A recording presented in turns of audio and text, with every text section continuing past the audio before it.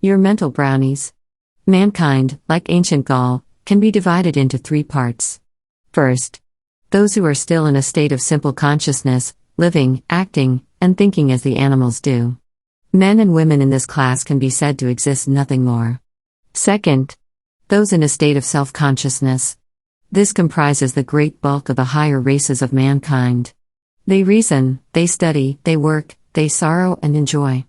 But they are forced to depend for all good things upon their own efforts, and are subject to all circumstances and conditions beyond their control. Theirs is a state of struggle. Third, those are entering into or who have reached the intuitional or higher consciousness, that state which Jesus termed the kingdom of heaven within us. Just as, in the childhood of the race, there was brought forth an Adam and Eve with such advanced receptual intellects that they presently developed conceptual ideas, i.e., named impressions and the ability to classify them, compare them, and draw conclusions from them. So today are to be found here and there the advance guard of the mental age. Men and women as far ahead of the ordinary conceptual intellect of their fellows, as this is in advance of the simple consciousness of the animal. You see, the animal recognizes only images. Each house is to him a new house, with its own associations of food or famine, of kindness or blows. He never generalizes or draws conclusions by comparing one house with another. His is the simple or receptual consciousness. Man, on the other hand, takes his receipt or image of a house and tabs it. He names it a house and then classifies it according to its kind. In that way, he turns it from a mere image into an idea or concept. It is as though he were traveling on a railroad train and keeping a tally of every house he passed. To the animal, it would mean filling his mind with the pictures of 100 or more houses.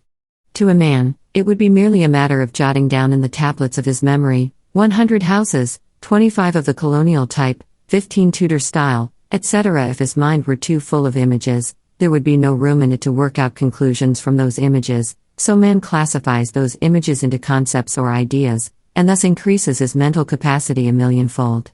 But now, the time has come in his mental development when his mind is so full of concepts that a new shortcut must be found.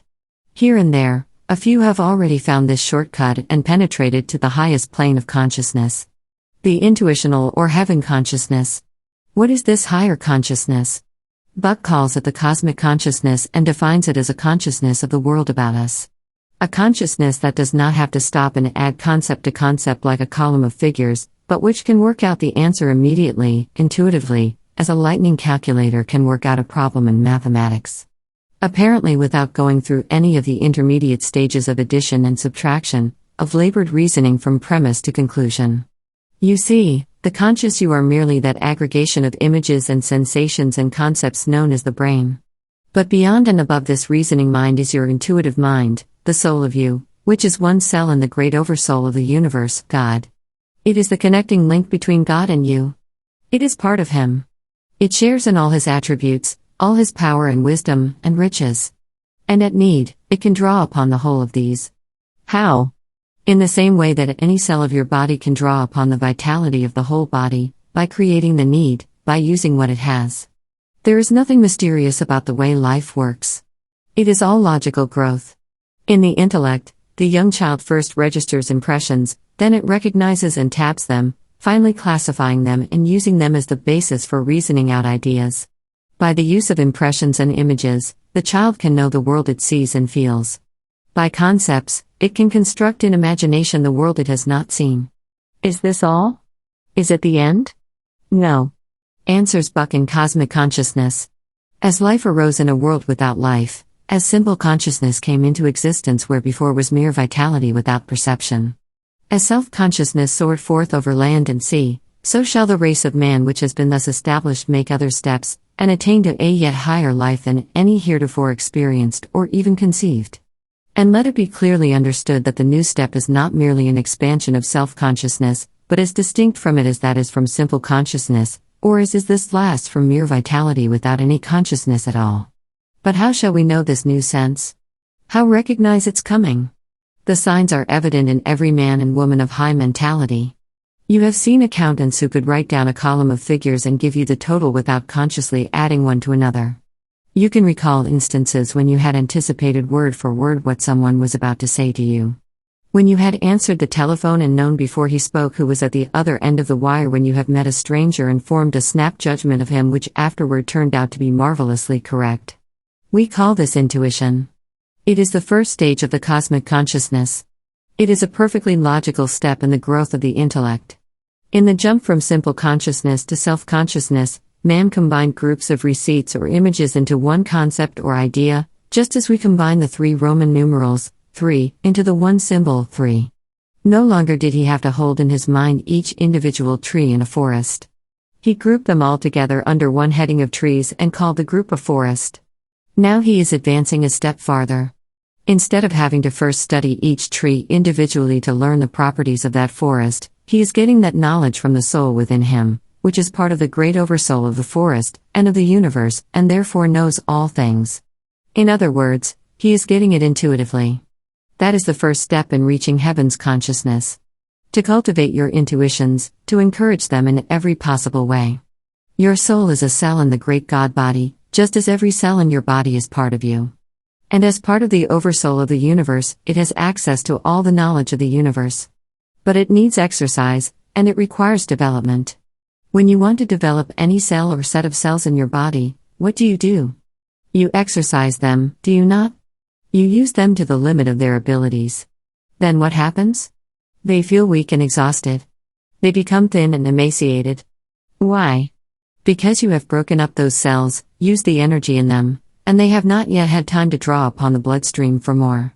For the first few days or weeks that you continue that hard usage, they remain weak and nerveless. Again, why? Because the amount of energy your governor is accustomed to apportioning those cells is not sufficient for such heavy work. But keep persevering, and what happens?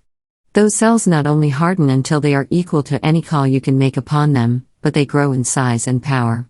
They have put in a permanent order upon the governor for more life-giving energy, and as long as they can find a use for it, that energy will keep coming to them. That is the first thing you must do to grow an intuitive consciousness: cultivate what you have, and use it on every possible occasion, even though you seem to strain it beyond its powers at first. Listen for that still, small voice. And listen to it. And thine ears shall hear a word behind thee, promised the prophet of old, saying, This is the way, walk ye in it, when ye turn to the right hand, and when ye turn to the left. What is the vision of the artist, the inspiration of the writer, the discovery of the chemist or inventor, but his intuitive consciousness at work? Ask almost any great author, and he will tell you that he does not work out his plots. They come to him, that's all. The key to successful methods, says Thomas A. Edison, comes right out of the air. A real new thing, like a general idea, a beautiful melody, is pulled out of space, a fact which is inexplicable. Inexplicable, yes, from the viewpoint of the conceptual intellect, but quite understandable from the intuitive point of view. So much for the first step. It is possible for any man or woman of high intellect. When it involves a problem or a work of art or a story or a new discovery, it requires only filling the mind with all available concepts related to the desired result, then putting it up to the God in you to work out the answer. The second step is the earnest desire for higher consciousness. That sounds simple enough. Everybody would like to be able to learn without going through all the labor of adding percept to receipt, making concepts of these, and then figuring out the answers. So if the earnest desire is all that is needed, it ought to be easy. Yet it is not. It is the hardest step of all. Why? Because the desire must be your dominant desire. It must not be merely a means to the end of obtaining riches or winning a high position. All agree on this. This heaven consciousness comes only as the result of a tremendous desire for spiritual truth and a hunger and thirst after things of the spirit. Perhaps that can be better understood when you remember how many ordinary people have had partial glimpses of it when almost at the point of death or when coming out from under the influence of anesthetics. What, then, are the necessary conditions? First, an understanding of the power latent in you, an understanding that, regardless of how much or how little education you have received, there is in you a power, call it the subconscious, or your soul, or your good genie, or what you will, capable of contacting the intelligence which directs and animates all of the universe. Second is the earnest desire for spiritual growth. To possess this, a man need not be an ascetic or give up his family or his business. In fact, he should be a better husband and father and businessman for it. The man of business today is no longer engaged in cheating his neighbor before the neighbor can cheat him. He is trying to serve, and to the extent that he succeeds in giving more and better service than others, he succeeds. Can you conceive of any finer preparation for the heaven consciousness? The third is the ability to thoroughly relax.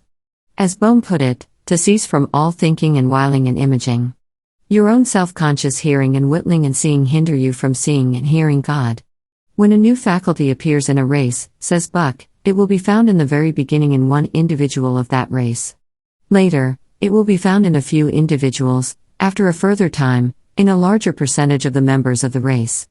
Still later, in half the members, and so on until, after thousands of generations, an individual who misses having the faculty is regarded as a monstrosity. The heaven consciousness, or cosmic consciousness as Buck calls it, has reached the point of being found in many individuals. When a faculty reaches that point, it is susceptible to being acquired by all of the higher types of members of that race who have reached full maturity. And it is never too late to develop this intuitive consciousness, for your mind never grows old. In his book, The Age of Mental Virility, Dr. Dorland points out that more than half of mankind's greatest achievements were accomplished by men over 50 years old and that more of these were done by men over 70 than by those under 30. In tests made by Dr. Irving Lorge of Teachers College, Columbia University, it was found that while the speed of learning might decline with years, the mental powers do not decline. When the speed penalty was eliminated, people between 50 and 60 made higher scores than those around 25. Dr. Lorge sums up his tests in these words: as far as mental ability is concerned, there need be no retiring age. The probabilities are that the older a person becomes, the more valuable he becomes. He possesses the same mental power he had in his young manhood, plus his wealth of experience and knowledge of his particular job. These are things that no youngster, however brilliant, can pick up. You have an intuitive consciousness, which has evidenced itself many a time in hunches and the like. Remains, then, only to develop it. Robert Louis Stevenson pointed the way when he told how he worked out the plot for Dr. Jekyll and Mr. Hyde. My brownies. God bless them, said Stevenson, who does one half of my work for me when I am fast asleep, and in all human likelihood do the rest for me as well when I am wide awake and foolishly suppose that I do it myself. I had long been wanting to write a book on man's double being. For 2 days went about racking my brains for a plot of any sort, and on the second night, I dreamt the scene in Dr. Jekyll and Mr. Hyde at the window, and a scene, afterward split in two, in which Hyde pursued, took the powder and underwent the change in the presence of his pursuer. You have had similar experiences. You know how, after you have studied a problem from all angles, it sometimes seems worse jumbled than when you started on it. Leave it then for a while, forget it, and when you go back to it, you find your thoughts clarified, the line of reasoning worked out, and your problem solved for you. It is your little mental brownies who have done the work for you. The flash of genius does not originate in your own brain. Through intense concentration, you have established a circuit through your subconscious mind with the universal, and it is from it that the inspiration comes. All genius, all progress, is from the same source. It lies with you merely to learn how to establish this circuit at will so that you can call upon it at need. It can be done. There are many ways of setting the brownies to work, says Dumont in The Mastermind. Nearly everyone has had some experience, more or less, in the matter, although often it is produced almost unconsciously and without purpose and intent. Perhaps the best way for the average person, or rather the majority of persons, to get the desired results is for one to get as clear an idea of what one really wants to know. As clear an idea or mental image of the question you wish answered. Then after rolling it around in your mind, mentally chewing it, as it were, giving it a high degree of voluntary attention. You can pass it on to your subconscious mentality with the mental command, attend to this for me, work out the answer or some similar order. This command may be given silently or else spoken aloud, either will do. Speak to the subconscious mentality, or its little workers, just as you would speak to persons in your employ, kindly but firmly. Talk to the little workers and firmly command them to do your work. And then forget all about the matter, throw it off your conscious mind, and attend to your other tasks. Then in due time, will come your answer, flashed into your consciousness, perhaps not until the very minute that you must decide upon the matter or need the information. You may give your brownies orders to report at such and such a time, just as you do when you tell them to awaken you at a certain time in the morning so as to catch the early train, or just as they remind you of the hour of your appointment, if you have them all well trained. Have you ever read the story by Richard Harding Davis of the man who could not lose? In it, the hero is intensely interested in racing. He has studied records and dope sheets until he knows the history of every horse backward and forward. The day before the big race, he is reclining in an easy chair, thinking of the morrow's race, and he drops off to sleep with that thought on his mind. Naturally, his subconscious mind takes it up, with the result that he dreams of the exact outcome of the race. That was mere fiction, of course, but if races were run solely on the speed and stamina of the horses, it would be entirely possible to work out the results in just that way. Unfortunately, other factors frequently enter into every betting game. But the idea behind Davis's story is entirely right. The way to contact your subconscious mind, the way to get the help of the man inside you in working out any problem is, first, fill your mind with every bit of information regarding that problem that you can lay your hands on. Second, pick out a chair or lounge or bed where you can recline in perfect comfort, where you can forget your body entirely. Third, let your mind dwell upon the problem for a moment, not worrying, not fretting, but placidly, and then turn it over to the man inside you. Say to him, "This is your problem. You can do anything. You know the answer to everything. Work this out for me and utterly relax." Drop off to sleep if you can. At least drop into one of those half-sleepy, half-wakeful reveries that keep other thoughts from obtruding upon your consciousness. Do as Aladdin did, summon your genie, give him your orders, then forget the matter, secure in the knowledge that he will attend to it for you. When you wake, you will have the answer. The smartest man in the world is the man inside, said Dr. Frank Crane. By the man inside, I mean that other man within each one of us that does most of the things we give ourselves credit for doing. I say he is the smartest man in the world. I know he is infinitely more clever and resourceful than I am, more than any other man is that I ever heard of. When I cut my finger, it is he that calls up the little phagocytes to come and kill the septic germs that might get into the wound and cause blood poisoning. It is he that coagulates the blood, stops the gash, and weaves the new skin. I could not do that. I do not even know how he does it. He even does it for babies that know nothing at all. In fact, he does it better for them than for me. When I practice on the piano, I am simply getting the business of piano playing over from my conscious mind to my subconscious mind. In other words, I am handing the business over to the man inside. Most of our happiness, as well as our struggles and misery, comes from this man inside.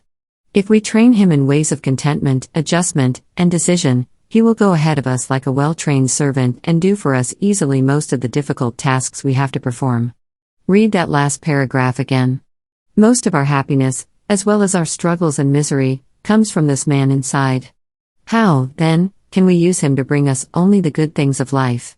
By blessing instead of ranting and cursing, by trusting instead of fearing. Every man is what he is because of the dominating thoughts that he permits to occupy his mind and thus suggests to the man inside.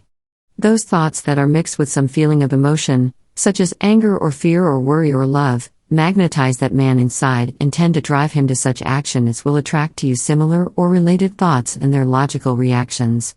All impulses of thought have a tendency to bring about their physical equivalent simply because they set the man inside you to work trying to bring about the physical manifestations of your thought images. Jesus understood this when he said, "By their fruits shall ye know them." What, then, is the answer? 1.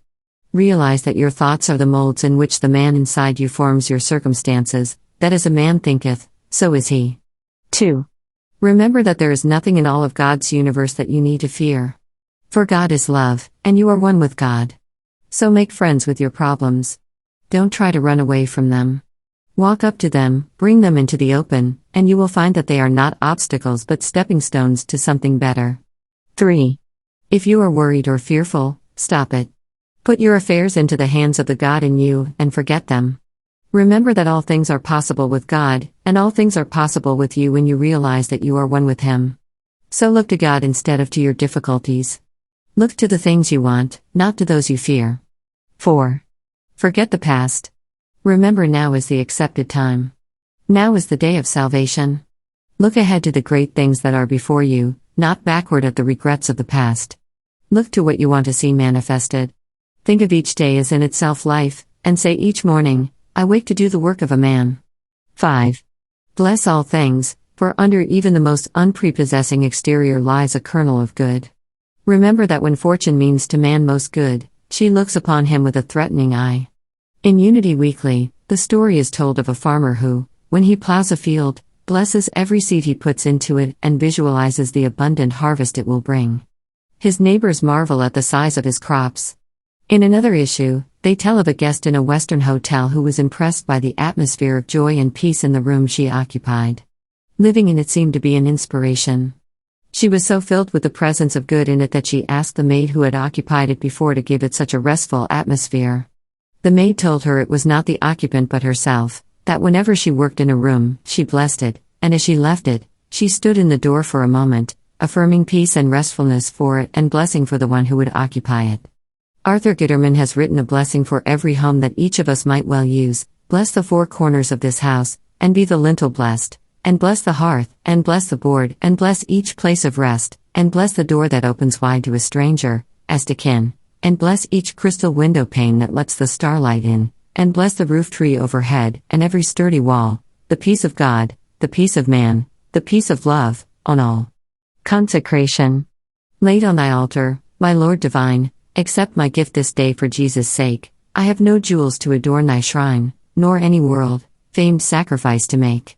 But here I bring within my trembling hands this will of mine, a thing that seemeth small, and only thou, dear Lord, canst understand how. When I yield thee this, I yield mine all. Hidden therein thy searching eyes can see struggles of passion, visions of delight, all that I love or am, or fain would be, deep loves, fond hope, and longing infinite. It hath been wet with tears and dimmed with sighs, clinched in my grasp till beauty it hath none. Now, from thy footstool, where it vanquished lies, the prayer ascendeth, oh, may thy will be done. Take it, O Father, ere my courage fail, and merge it so in thine own will that e'en if in some desperate hour my cries prevail and thou give back my gift, it may have been so changed, so purified, so fair have grown, so one with thee, so filled with peace divine, I may not know or feel it as my own, but gaining back my will, may find it thine. Author unknown.